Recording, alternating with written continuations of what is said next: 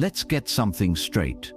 You can spot a stupid man from miles away, not by the way he looks, not by how much money he flashes, but by the garbage that falls out of his mouth.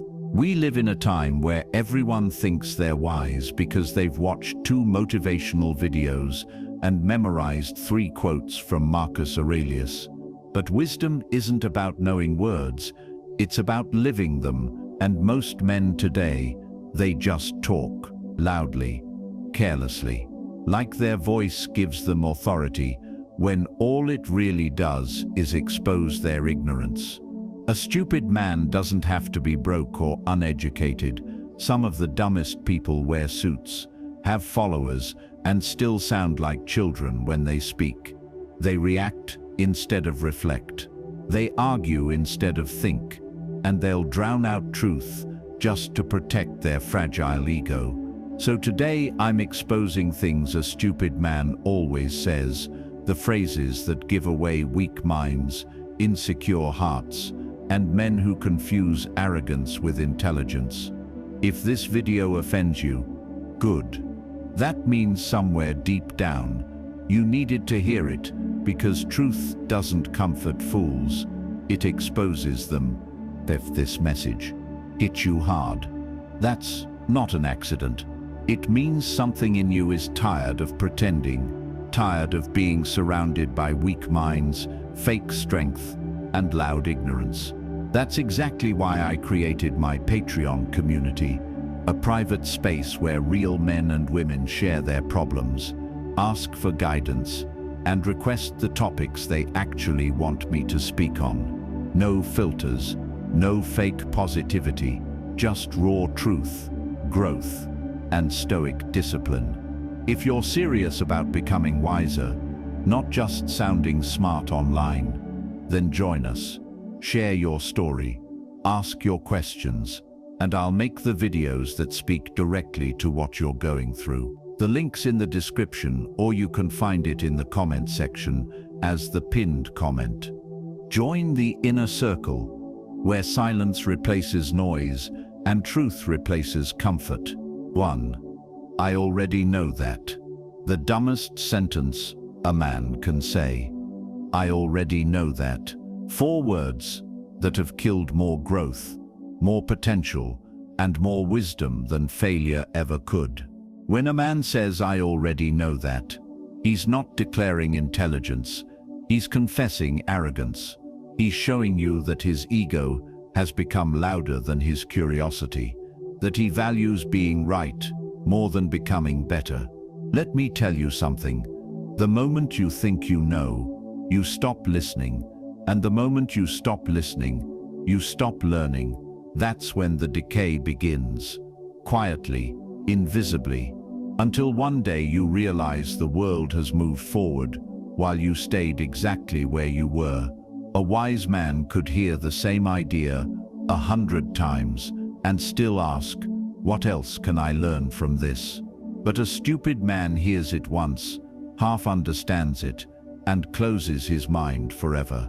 You've probably met people like this. You try to share something that changed your life, maybe a book, a lesson, or a principle, and before you even finish your sentence, they interrupt with, yeah, I already know that. But look at their life.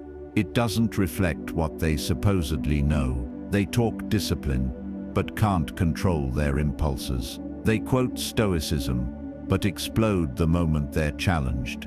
They say they know, yet their actions scream otherwise. It's like a man saying he knows how to swim, but every time he gets in the water, he starts drowning. Knowing means nothing if you never live it. This phrase, I already know that, is the ego's favorite defense mechanism, because admitting you don't know feels like weakness.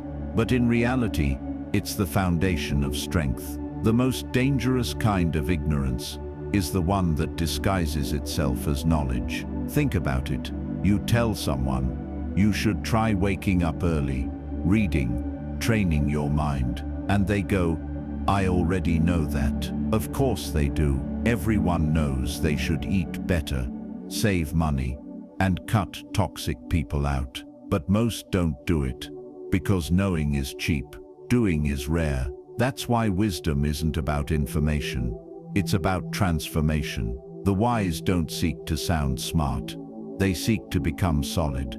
They can hear the same lesson 10 times, and each time, they pull something new from it, because their goal isn't to prove they know, it's to understand it deeper. And here's the irony, the more you truly learn, the less you feel the need to say, I already know that. Because real growth humbles you, it shows you how much you don't know. That's why the most intelligent people are often the most curious, and the loudest fools are usually the ones who stopped learning years ago. Let me give you a real example. There's a man who complains his business never grows. You tell him, bro, you need to start tracking your spending, study your market, stay consistent. And what does he say?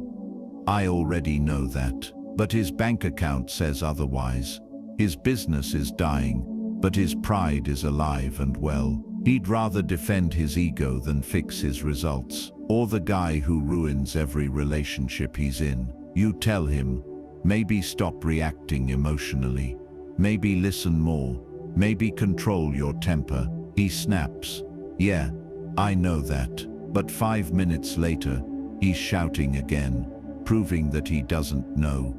He just heard. Knowledge without change is just noise, and a stupid man hides behind that noise. He memorizes wisdom so he can quote it, not live it. So, when you hear yourself saying, I already know that, catch it. That's your ego trying to protect its illusion of control. Stop talking like you've arrived when you haven't even started walking. Because here's the truth. Every time you say, I already know that, what you're really saying is I'm done growing. And the day you stop growing, you start dying. A wise man doesn't claim to know. He stays open, alert, and teachable. He listens even when he's heard it before, because he knows repetition is how mastery is built. The foolish man shuts down lessons that could save his life, all because his ego can't handle being a student again. So the next time someone tells you something you think you already know, shut up and listen, because sometimes the lesson that saves your life is the one you were too proud to hear twice. 2. That's impossible. That's impossible. 2 words that sound logical, but are usually just fear disguised as intelligence. When a man says, that's impossible, what he's really saying is, I can't see myself doing it, so it must not be possible for anyone. It's not a statement about reality. It's a confession about limitation. The foolish man uses impossible to protect his comfort zone. The wise man hears impossible and immediately asks, by whose standard? Think about how many things were once called impossible. Flying through the sky, talking to someone across the world instantly, curing diseases, sending machines to another planet.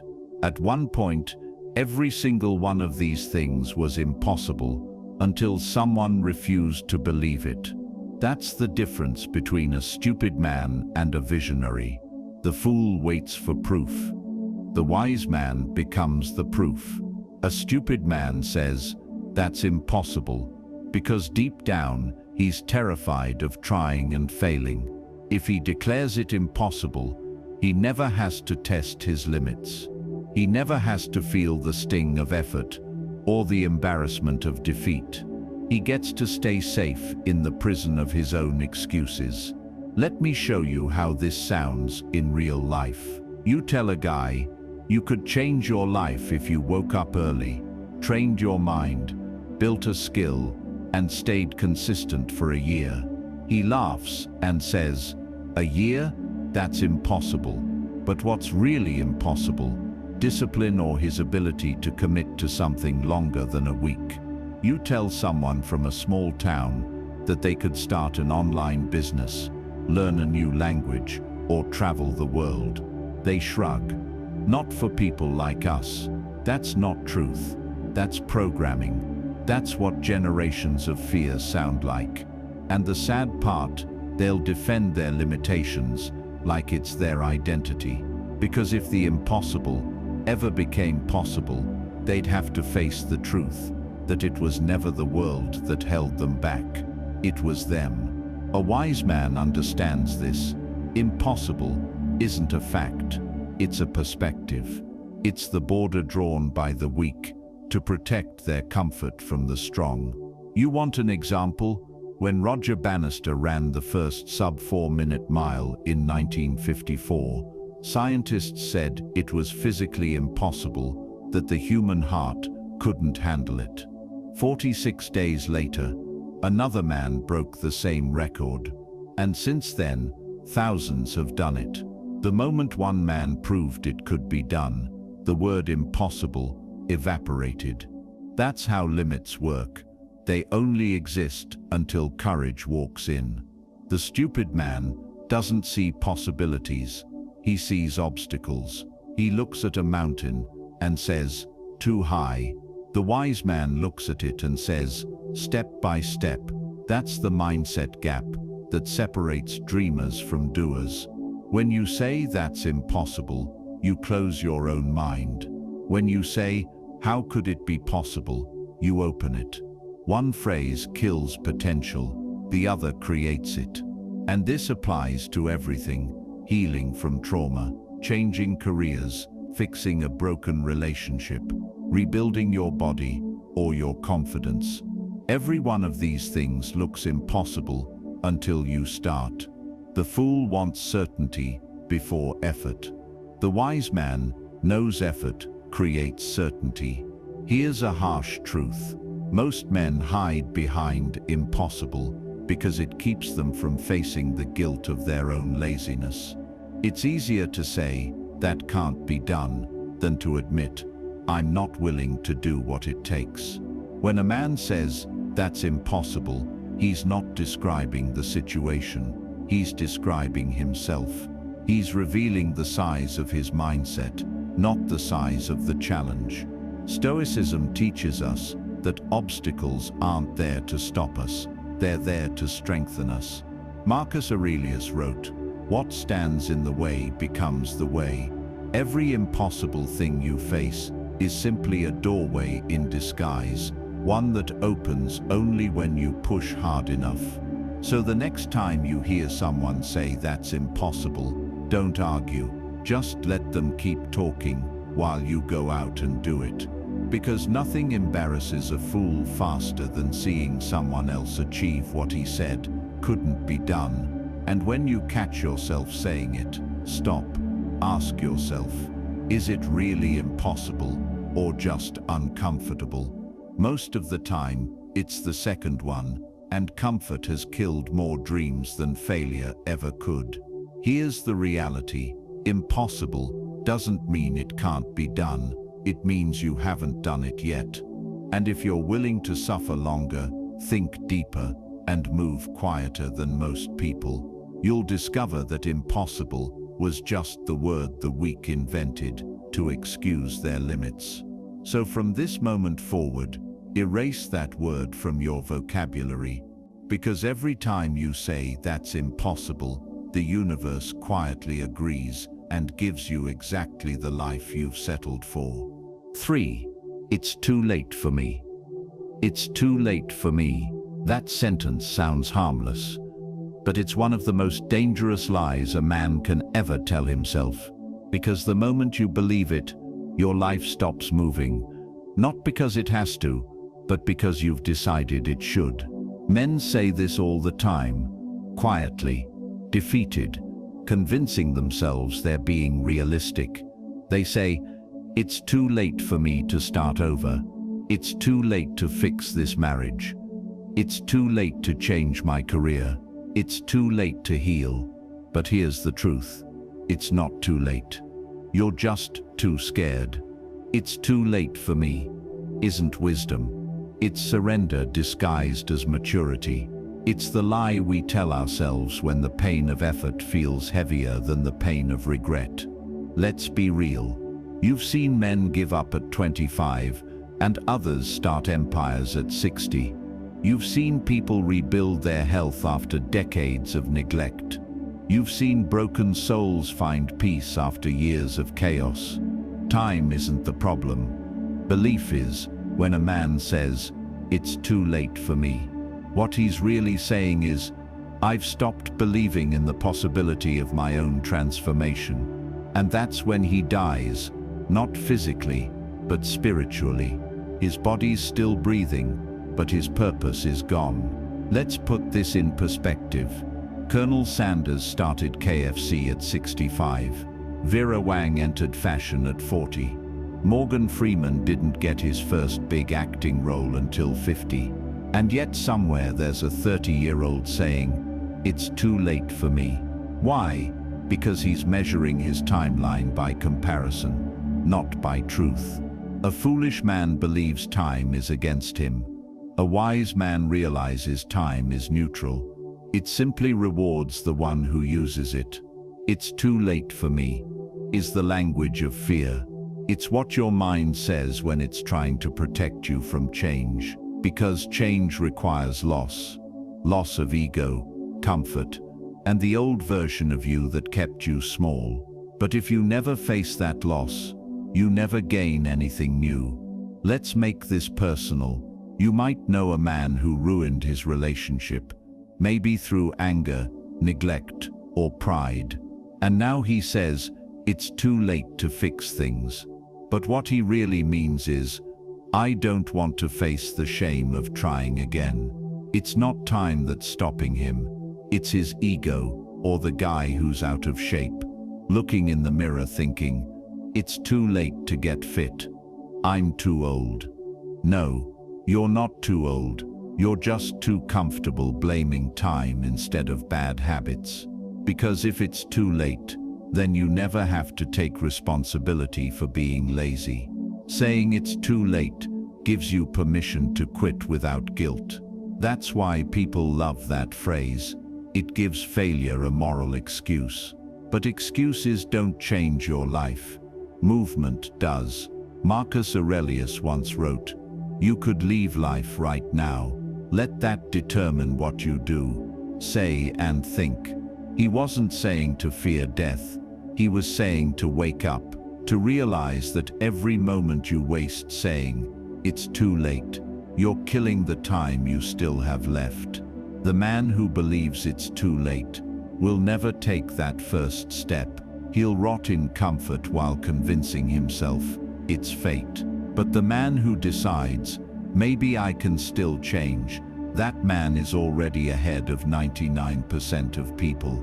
Because growth isn't about age, it's about awareness. Let me give you something real. I once heard about a man who spent 20 years in prison. He got out at 47, broke, with nothing but a record. He said, "It's too late for me." Then one day, he started reading, learning, cleaning up his life. At 55, he owned his own business. At 60, he started mentoring kids so they wouldn't make his mistakes. He didn't get his youth back, but he reclaimed his purpose. That's what happens when you stop saying, "It's too late," and start saying, "I still can." Here's the truth. Life doesn't care about your excuses. Time won't slow down to pity you, but it will reward you the moment you move. It doesn't matter how long you've been lost, how much time you've wasted, or how many people have doubted you. The only question that matters is, what will you do with the time that's left? Because too late is just another illusion, a mental trick to keep you comfortable in regret. But regret only grows heavier the longer you stay still. So stop mourning the years you've lost.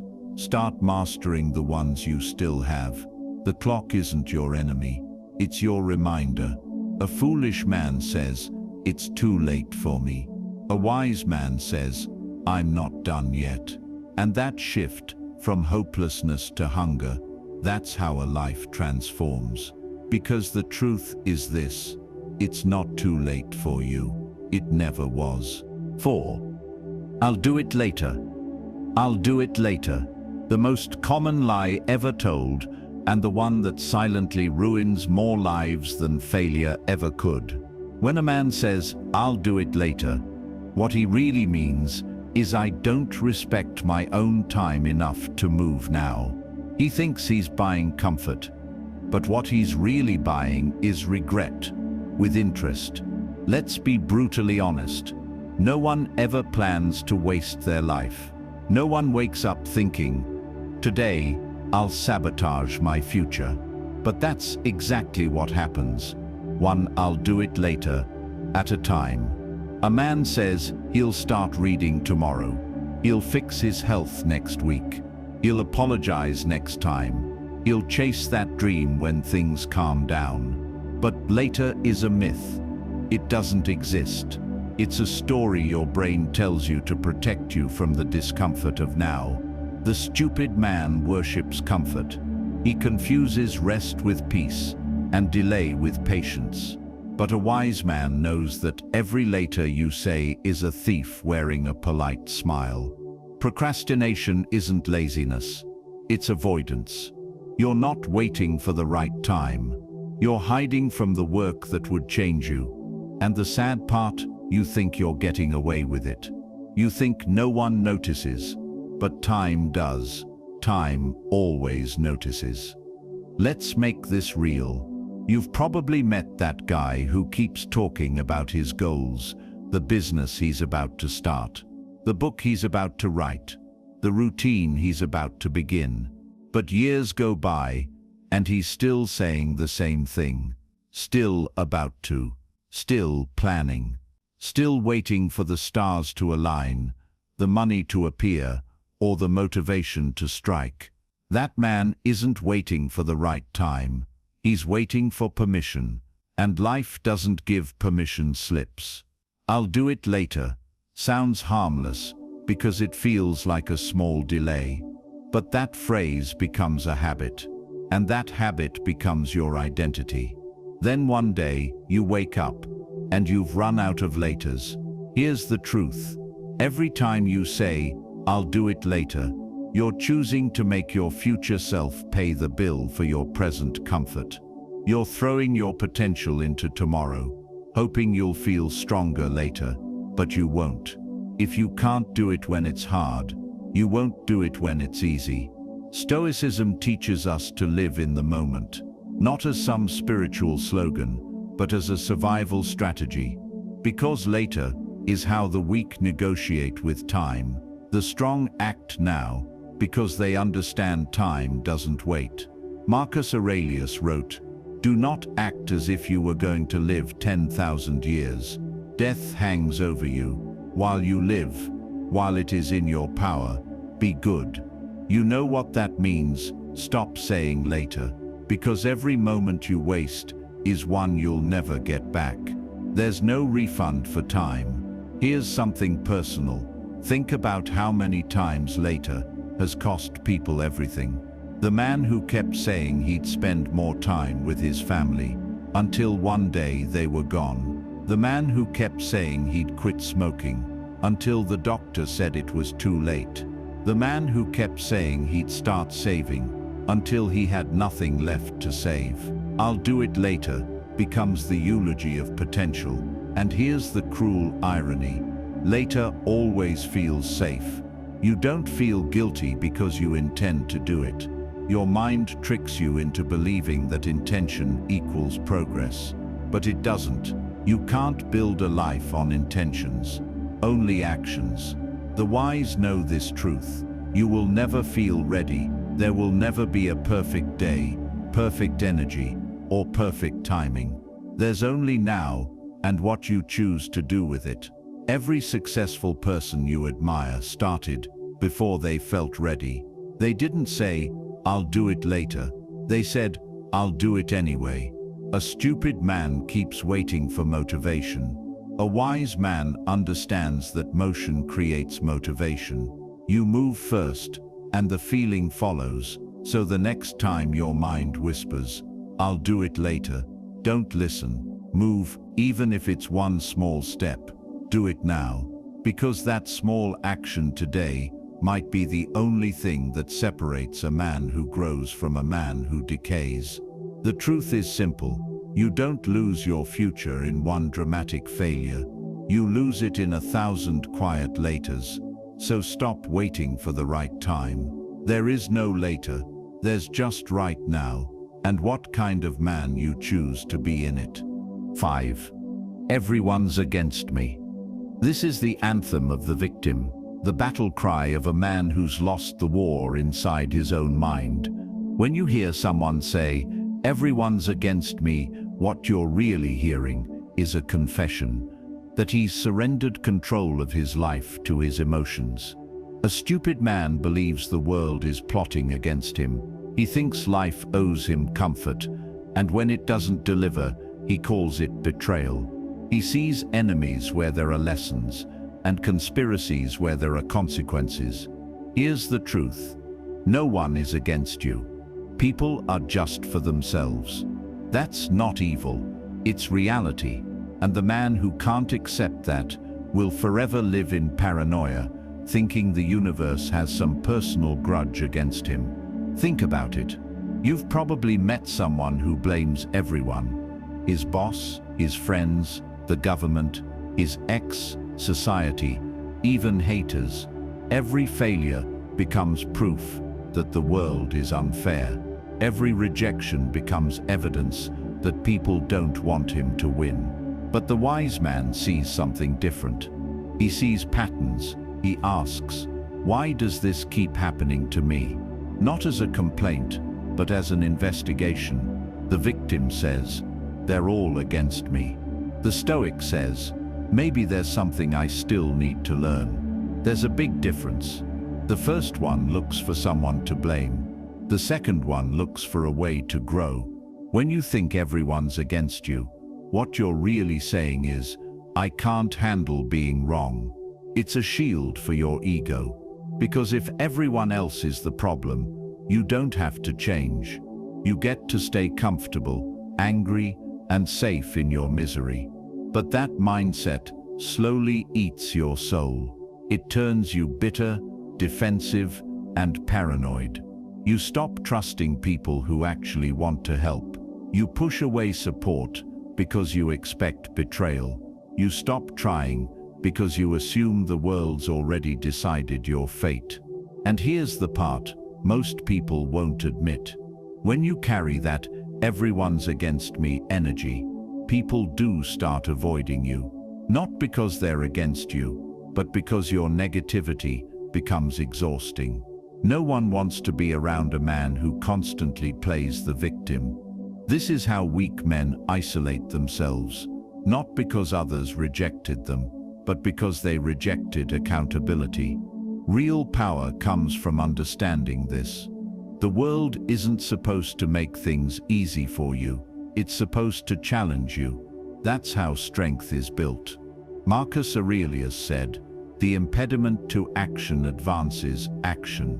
What stands in the way becomes the way."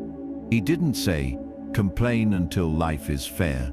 He said, "Use what blocks you." When you stop thinking the world is against you, you start seeing opportunities where you once saw obstacles. That boss who's unfair, maybe he's showing you how to control your emotions under pressure. That breakup that destroyed you, maybe it's teaching you self-respect. That failure that embarrassed you, maybe it's revealing your blind spots. The victim mindset blinds you to growth because it focuses on pain instead of power. It makes you reactive instead of reflective. Every time you say, "Everyone's against me," you reinforce the belief that you're powerless, and that belief will shape your entire reality. People who constantly see enemies end up living like fugitives in their own minds, always running, always defensive, never free. You can't find peace when you see life as a war you didn't choose. But when you understand that the struggle is the training, that the hardship is the forge, everything changes. No one's against you. Life just doesn't care about your comfort. And that's a good thing. It means you're being tested, not targeted. And the difference between a victim and a Stoic man is simple. The victim says, "Why me?" The Stoic says, "Try me." The next time you catch yourself thinking, "Everyone's against me," pause, breathe, and ask yourself, what if this isn't happening to me? What if it's happening for me? That shift, that single thought, turns helplessness into strength. And that's how a wise man stops being hunted by his own mind. 6. That's not my problem. That's not my problem. The favorite phrase of the selfish, the careless, and the cowardly. It sounds strong, like boundaries, like discipline, but most of the time, it's not strength. It's an excuse to avoid responsibility when it doesn't personally benefit you. The stupid man thinks wisdom is isolation. He confuses indifference with power. He tells himself that cutting himself off from others means he's above it. But the truth, he's not detached. He's disconnected. Let's be clear. There's a difference between protecting your peace and abandoning your duty, between saying no out of self-respect and saying, "That's not my problem," out of selfishness. One is strength. The other is rot, disguised as calm. We've all met that man. The coworker who sees someone drowning in work and says, "Not my problem." The friend who disappears when things get difficult. The man who walks past someone struggling and thinks, "That's life." He calls it minding his own business, but really, he's just avoiding any moment that would require empathy, courage, or effort. He thinks he's saving energy, but what he's really doing is killing his character. Stoicism is often misunderstood. People think it means don't care, but true Stoicism means care wisely. Care about what's in your control and your response to what isn't. And one thing always in your control is how you show up for others. Marcus Aurelius wrote, "What injures the hive injures the bee." You can't claim to be strong while turning your back on everything that connects you to humanity. A man who refuses to help others when he can isn't stoic. He's soulless. The "not my problem" mindset is a quiet form of decay. It creates a world where everyone looks away and then complains that no one cares. It's how societies crumble, friendships die, and men lose their sense of meaning. Because meaning doesn't come from avoiding problems, it comes from facing them, even when they're not your own. Here's a real example. Imagine someone at work is being unfairly blamed for something you know wasn't their fault. You stay silent because it's not your problem. Then one day it happens to you, and everyone else stays silent too. That's the world "not my problem" creates. Or think about family. A brother struggling with addiction, a friend losing himself to depression. You shrug and say, "That's his issue." You think you're being logical, but deep down, you know, if the roles were reversed, you'd hope someone cared enough to reach out. The stupid man only acts when something benefits him. He helps when it's convenient, speaks up when it's popular, and shows up when there's credit to take. But the wise man helps even when it costs him, because he understands the measure of character isn't what you do when it's easy, but when it's inconvenient. Stoicism isn't coldness, it's controlled compassion. It's knowing that you can't fix everything, but you can still do something. It's understanding that being responsible doesn't mean solving every problem, but refusing to add to the world's indifference. And here's the real irony. The man who always says, "That's not my problem," ends up with a life full of problems because he's pushed away every opportunity to grow, connect, and lead. Eventually, no one helps him either, because he trained the world to treat him the way he treated others. When Stoics talk about virtue, they don't mean being nice, they mean doing what's right, even when it's hard. Sometimes that means speaking up. Sometimes it means lending a hand. Sometimes it just means not walking away. So the next time your mind says, "That's not my problem," stop. Ask yourself, is that wisdom speaking or cowardice? Because pretending not to care doesn't make you strong. It just makes you another weak man hiding behind fake peace. Real strength isn't indifference, it's responsibility. And the men who understand that build worlds that others can trust. 7. Money isn't everything. Money isn't everything. That's what people say, right after realizing they don't have any. Let's be honest. That sentence doesn't come from wisdom. It comes from resignation. It's what people tell themselves when they've failed to master the one area of life that exposes their discipline, mindset, and relationship with reality. A stupid man says, "Money isn't everything," to make poverty sound philosophical. A wise man says, "Money isn't everything," after he's learned how to make it, manage it, and detach from it. There's a big difference. You can't preach detachment from something you've never mastered. That's not Stoicism. That's coping. Here's the truth. No one likes to hear, money won't buy happiness, but it will buy freedom. And freedom is the foundation of peace. You can't meditate when you're starving. You can't stay calm when rent is due and your kid is hungry. You can't focus on your purpose when your phone's being shut off tomorrow. So when a man says, "Money isn't everything," what he's really saying is, "I've given up trying." He's found comfort in powerlessness. He wears poverty like it's virtue, when really it's just avoidance. Money itself is neutral.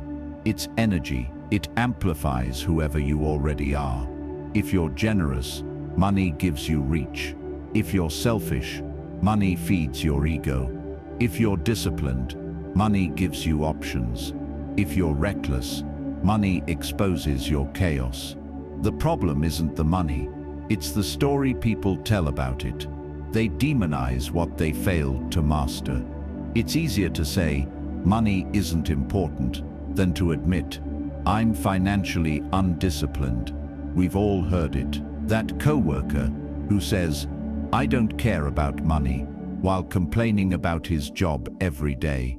The friend who calls wealthy people greedy, but spends his nights scrolling through luxury content, quietly jealous. The man who says he values peace over money, but is one emergency bill away from panic. It's hypocrisy wrapped in false virtue. Stoicism doesn't teach us to reject wealth. It teaches us to rule it, to own it, not be owned by it. Epictetus was born a slave. Marcus Aurelius was an emperor. Two extremes, same philosophy. Because it's not about the money, it's about your relationship to it. The Stoic question isn't, is money bad? It's, can I stay virtuous when I have it? But to even reach that test, you first need to earn it. Honestly, wisely, and without ego. A man who can't handle wealth isn't noble. He's just untested. Here's something harsh but true. Broke men often talk the loudest about morality. They say money isn't everything because money exposes the parts of them they've been avoiding. Laziness, fear, lack of vision. They want the moral high ground without doing the work to earn stability. And yes, there are rich men who are miserable, but that doesn't make poverty spiritual. It just proves that money magnifies, not transforms. If you're broken, money will break you louder. If you're whole, money will make you more complete. The Stoic balance is this: earn as much as you can without losing your soul. Give as much as you can without expecting praise. Detach when you must, but never pretend poverty is enlightenment. Marcus Aurelius wrote, "Do not despise wealth if it comes without loss of honor." That's the key. You don't chase money for status. You pursue it for freedom, so you can choose your battles, live by your principles, and protect what matters. The stupid man says, "Money isn't everything," to sound deep, while staying stuck. The wise man says, money isn't everything, right after he's built a life where he's free to say it.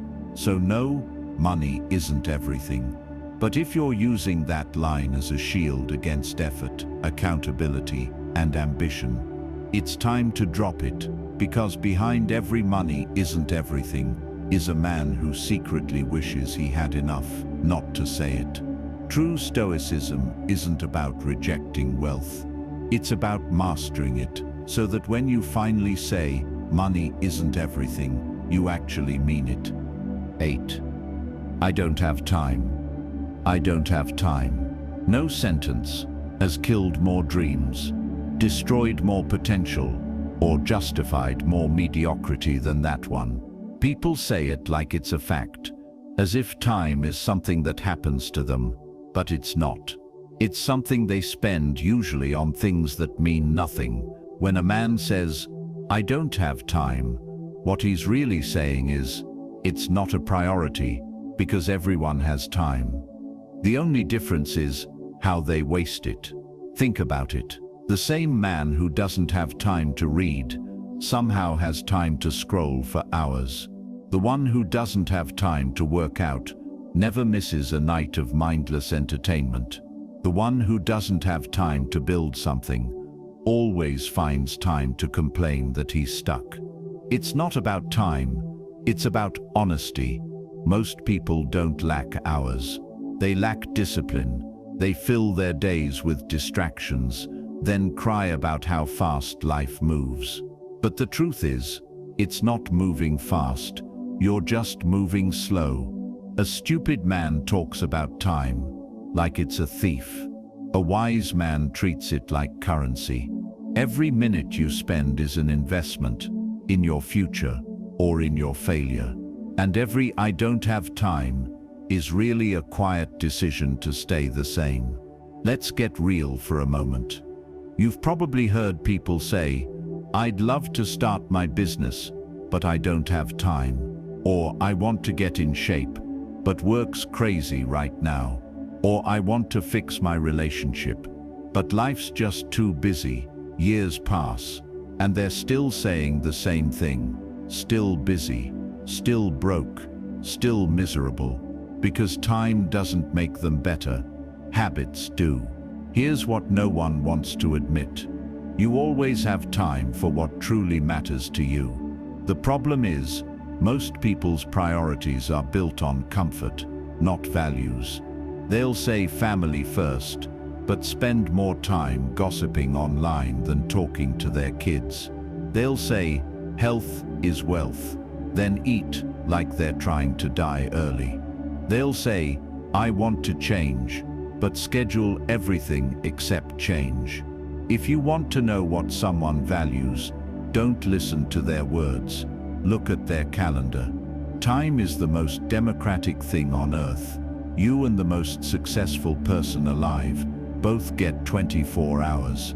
The difference is how brutally they protect theirs. A stupid man fills his schedule with noise. A wise man guards his focus like treasure. Stoicism teaches that time is our most sacred possession because it's the one thing you can't buy back once it's spent. Seneca wrote, "It's not that we have a short time to live, but that we waste much of it. And that's the tragedy." People act like they're immortal. They say, "One day I'll start," as if there's an infinite number of one days left. There isn't. Here's a brutal truth. Every time you say, "I don't have time," what you're really saying is, "I'm okay with dying before I ever reach my potential." You trade minutes for comfort and call it balance. But comfort doesn't build anything worth remembering. You'll never find time. You have to make it. And the only way to make time is to destroy distraction, to cut the noise, the fake obligations, the useless people, and the mental clutter that keeps you small. Because the clock doesn't care about your excuses. It ticks the same for everyone. Rich or poor, disciplined or lazy, focused or lost. Time isn't the problem, you are. So stop saying, "I don't have time." Say the truth instead. "I'm not making time for it." And if that truth makes you uncomfortable, good, that's where real change starts. Here's the Stoic way to think. Every moment you spend is a vote for the kind of life you want. You can vote for weakness with comfort, avoidance, and distraction. Or you can vote for strength with focus, consistency, and urgency. There's no secret to time management. There's only this question: what are you willing to sacrifice for the life you say you want? Because at the end of your life, you'll realize something. You never lacked time, you just lacked honesty about how you used it. 9. It's just a joke. It's just a joke. Those 4 words have become the most common escape hatch for people who can't take responsibility for their words. When a man says, "It's just a joke," right after insulting someone, what he really means is, "I thought I could disrespect you without consequences." It's not humor, it's cowardice dressed as wit. You've heard it before. Someone makes a cruel comment about your appearance, your effort, your dream, then laughs it off. And when you don't laugh with them, they act like you're the problem, like you're too sensitive, too serious, too weak to handle banter. But let's call it what it is. It's emotional manipulation. It's how small minds hide behind laughter to disguise envy, insecurity, or fear. The stupid man uses jokes as a shield. He thinks if he wraps his insult in humor, it becomes harmless. He doesn't realize that every joke exposes something deeper about who he really is. Because humor is never neutral. It reveals values. It reveals resentment. It reveals what kind of man you are when you think no one's paying attention.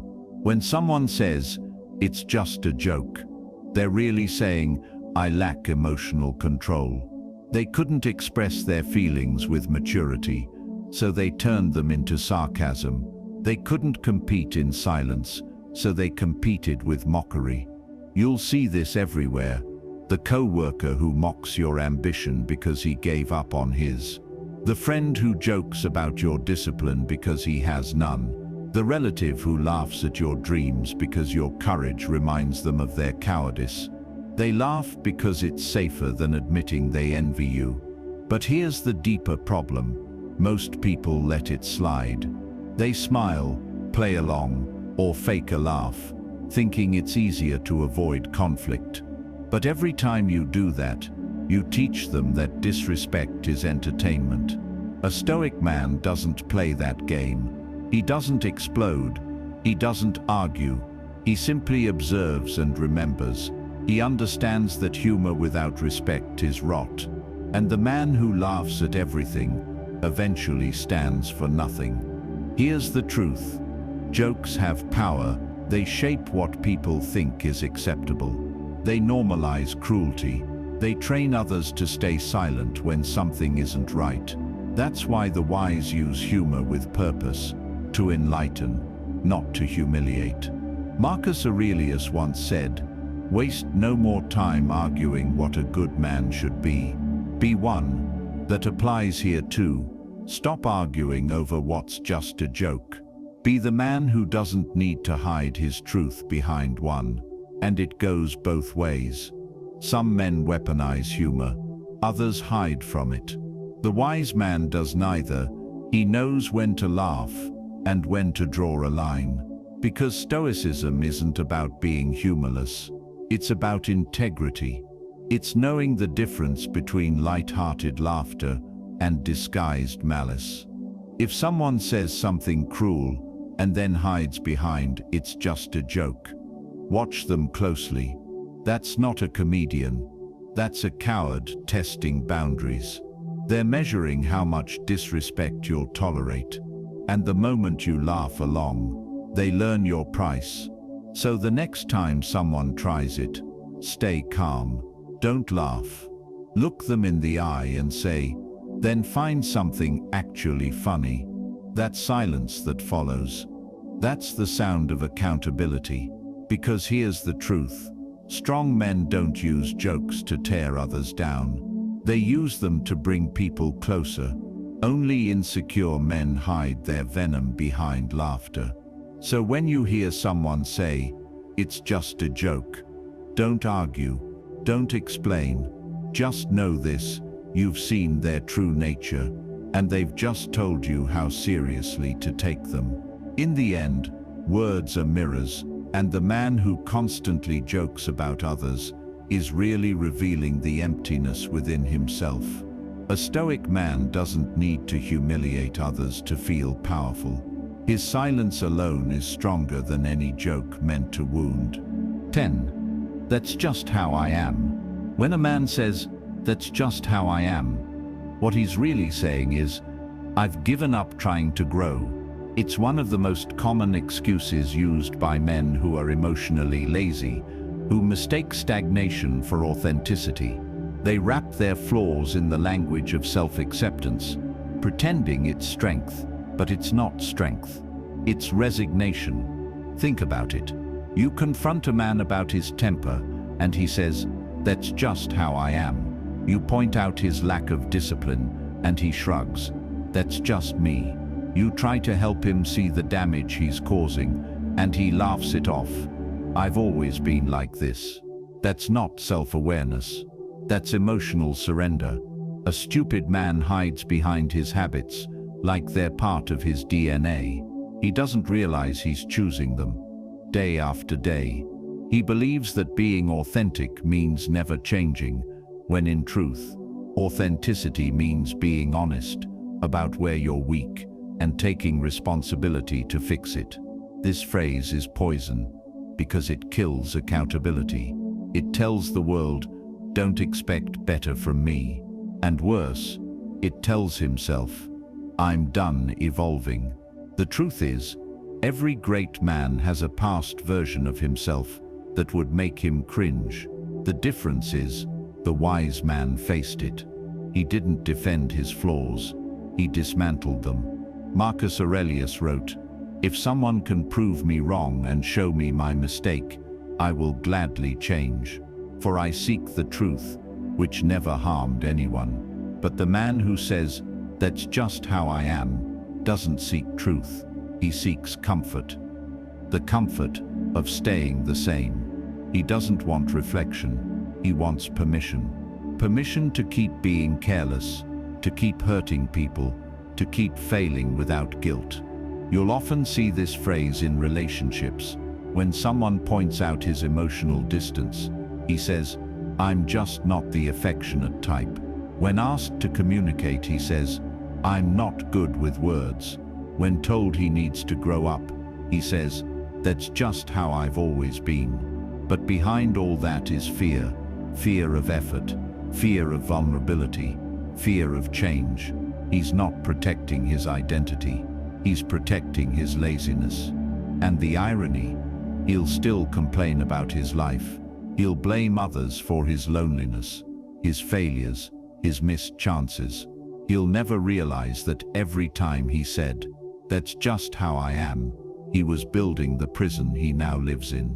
A Stoic man never hides behind excuses. He doesn't say, "That's just how I am." He says, "This is where I am right now, but not where I intend to stay." There's a difference between being at peace with who you are and being at peace with never improving. The first is wisdom. The second is stupidity, disguised as confidence. If you ever catch yourself saying, "That's just how I am," pause and ask, or is that just how I've allowed myself to be? Because nothing about your character is fixed. Only your willingness to change determines your fate. The Stoics understood this deeply. They believed that character is forged daily through choice, reflection, and restraint.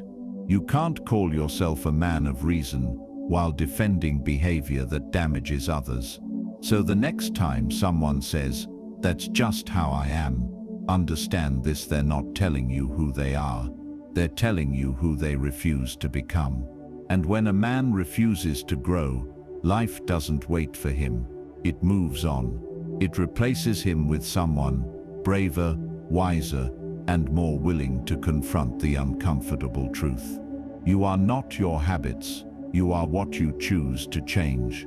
So stop defending your weaknesses as if they're sacred. 2. Because the moment you say, "That's just how I am," you've stopped living and started decaying. A Stoic man knows the strongest version of yourself is never the default one. It's the one you build by refusing to accept that phrase ever again. If any of these phrases sounded familiar, don't feel ashamed. Feel aware, because awareness is the first step toward power. Most men stay stuck, not because they're incapable, but because they lie to themselves. They repeat the same lazy sentences until those words become their identity, but not you. You've already done more than most by simply recognizing the truth. Now it's time to go deeper. If you're tired of fake motivation and surface-level advice, if you want real conversations about discipline, emotional control, and rebuilding your life from the ground up, I've built a space for that. On my Patreon, I help my members work through their personal struggles privately and honestly. You can share your problems, ask for guidance, or even request topics for future videos, and I'll respond directly. It's where we strip away the lies society feeds weak men and rebuild something real. Because let's face it, nobody's coming to save you. No influencer, no quick hack, no trend. It's just you, your choices, and your discipline. So if you're ready to stop saying "that's just how I am" and start becoming who you were meant to be, click the link in my bio and join the Stoic Brotherhood on Patreon. We don't talk about change, we live it.